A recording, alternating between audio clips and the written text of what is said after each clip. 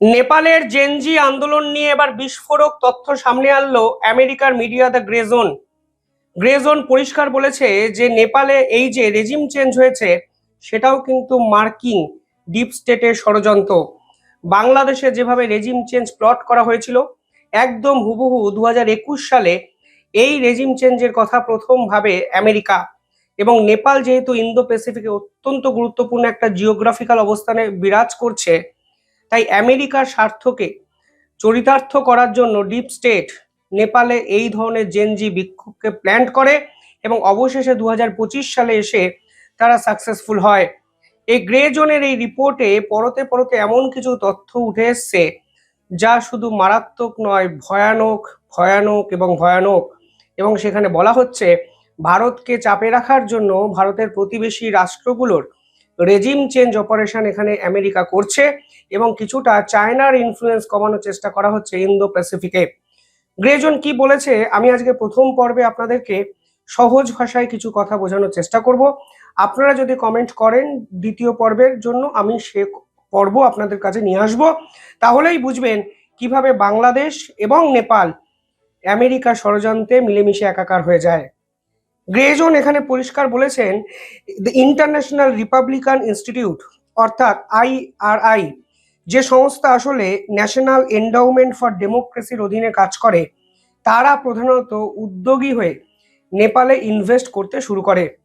আপনারা জানেন deep state প্রধানত ন্যাশনাল এন্ডাউমেন্ট অফ ডেমোক্রেসি নামক এক সংস্থার অধীনে 4টে আলাদা সেপারেট কোম্পানিকে ফর্ম করে কাজ করে। অর্থাৎ NEDর আন্ডারে IRI আসে, CIPE আসে এবং NDI আসে। বাংলাদেশে কিন্তু একত্রে দুটো কোম্পানি কাজ করেছিল, নেপালে শুধুমাত্র একটি। নেপালে শুধুমাত্র কাজ করেছিল ইন্টারন্যাশনাল রিপাবলিকান ইনস্টিটিউট, কিন্তু বাংলাদেশে IRI এবং NDI এই দুই সংস্থা কিন্তু একত্রে কাজ করেছিল। বাংলাদেশের অ্যাক্টিভনেস কিন্তু অনেকটা বেশি ছিল।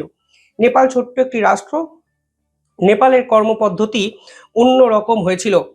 দেখুন একাধিক রিপোর্ট এখানে প্রকাশিত হয়েছে, সেখানে বলা হয়েছে US think tank behind Nepal and Bangladesh protest. এবং এই রিপোর্টে এটাও বলা হয়েছে যে এক্ষেত্রে একটি জেনজি আর্মিকে মোবিলাইজড করা হয়েছিল to neutralize Chinese and Indian influence over Kathmandu. অর্থাৎ নেপালের উপর যেভাবে ভারত এবং চীন একত্রে ডমিনেশন তৈরি করার চেষ্টা করেছিলেন, সেই ইনফ্লুয়েন্সটাকে কমানোর জন্য পাল্টা একটি জেনজি আর্মি ফর্ম করা হয়েছিল আমেরিকার পক্ষ থেকে। আপনারা হয়তো জানেন নেপালের প্রোটেস্টের পর এই মুহূর্তে নেপালের প্রধানমন্ত্রী হয়ে আছেন সুশীলা কার্কিজি, এবং নেপাল একমাত্র রাষ্ট্র পৃথিবীর যার প্রধানমন্ত্রী কিন্তু সোশ্যাল নেটওয়ার্কে ভোটিংয়ের মাধ্যমে তৈরি হয়। নেপালের অত্যন্ত জনপ্রিয় একটি সাইট ডিসকর্ড, সেখানে একটি পোল ক্রিয়েট করা হয়েছিল এবং মাত্র 7,666 জন সেই পোলে ভোট দেন এবং সুশীলা কার্কিজি 50% ভোট পেয়ে প্রায় 3,833টি ভোট পেয়ে নেপালের প্রধানমন্ত্রী কিন্তু হয়ে গেছিলেন। কিন্তু এই মুহূর্তে নেপালের অবস্থার সাথে সেদিনের সেই নেপালের অবস্থার পার্থক্য আছে এবং সেটাকে এক করে ভাবলে চলবে না। এই স্টোরি কিন্তু গ্রেজন প্রকাশ করেছে পূর্ববর্তী নেপালে কিভাবে অপারেশন প্ল্যান হয়েছিল সেটি নিয়ে। সেখানে বলা হয়েছে এই জেনজি আন্দোলন বা জেনজি মোবিলাইজড করার জন্য $1000 কিন্তু স্পেন্ড করা হয় আমেরিকার পক্ষ থেকে। কিভাবে স্পেন্ড করা হয়েছিল, 4টে প্রধান ধাপ। প্রথম ধাপে এখানে বলা হয়েছে যে strategies and skill in organizing protest and demonstration.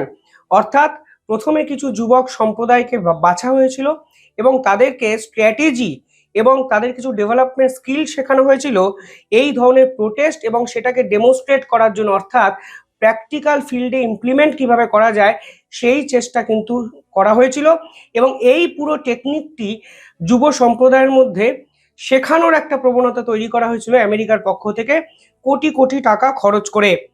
এখানে একাধিক ডকুমেন্ট প্রকাশিত হয়েছে যেখানে বলা হয়েছে এই যে পুরো বিক্ষোভটি আসলে ক্ল্যান্ডনস্টাইন ক্যাম্পেইন বাই NED ডিভিশন 2, এখানে বলতে চাইছে যে NED ডিভিশনের পক্ষ থেকে, অর্থাৎ যে সংস্থা এই ধরনের কাজকর্ম করে ডিপ স্টেটের হয়ে ন্যাশনাল এন্ডাউমেন্ট ডেমোক্রেসি, তারা এই ধরনের প্ল্যানিং এবং প্রোটেস্টকে কাল্টিভেট করেছিল by a Nepali networks of young political activists to become an important force to support US.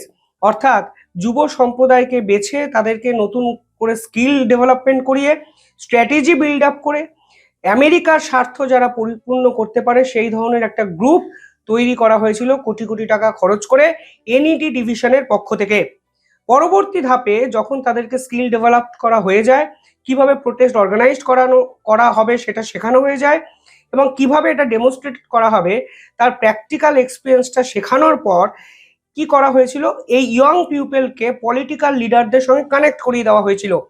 3 নম্বর পদক্ষেপে এখানে বলা হয়েছিল আইআরআই একটি প্রোগ্রাম লঞ্চ করে, যে প্রোগ্রামে connect vibrant youth and political leadership and provides comprehensive training on how to launch advocacy campaign and protest.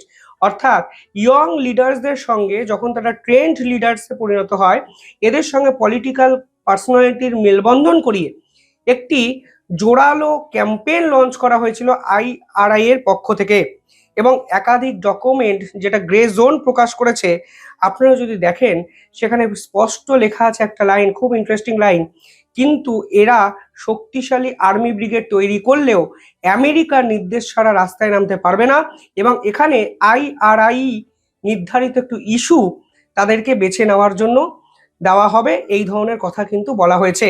অর্থাৎ যে ইস্যুতে প্রোটেস্ট হবে সেই ইস্যু কিন্তু বাঁচবে deep state, IRI, deep state মানে আমেরিকা, তাদের নিজস্ব ইস্যু কোনো কিছু থাকবে না এবং কোন ইস্যুতে প্রোটেস্ট করা হবে সেই ইস্যুটা অবশ্যই আমেরিকার কনসার্নিং ইস্যু হতে হবে, আমেরিকা যেটা বলবে সেটাই কিন্তু শুনতে হবে।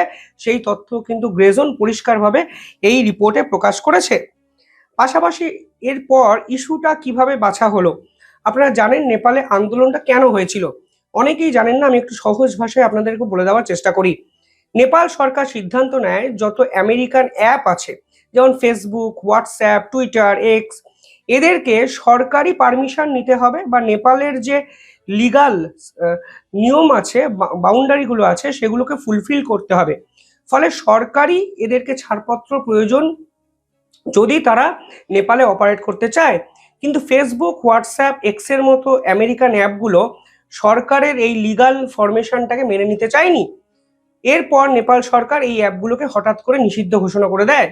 ফলে এগুলো আমেরিকান অ্যাপ, আমেরিকার কোটি কোটি ডলারের অ্যাপ এবং এগুলোর একটা আলাদা স্বার্থ থাকে। এর ডাটা কোথায় যাচ্ছে কেউ জানে না, কিভাবে এদের ডাটাগুলোকে আমেরিকা দিনের পর দিন পাচ্ছে সে রিপোর্ট আমরা প্রকাশ পেয়েছি, বিভিন্ন ক্ষেত্রে দেখেছি। ফলে এই অ্যাপগুলো যখন বন্ধ করে দেয় তখন জেনজি রাস্তায় নেমে যায়। তাদের দাবি কেন এই অ্যাপগুলোকে বন্ধ করা হয়েছে এবং তারা এটাও বলে যে এই অ্যাপগুলোকে বন্ধ করা মানে বাক স্বাধীনতাকে সম্পূর্ণভাবে বন্ধ করতে চাইছে নেপাল সরকার।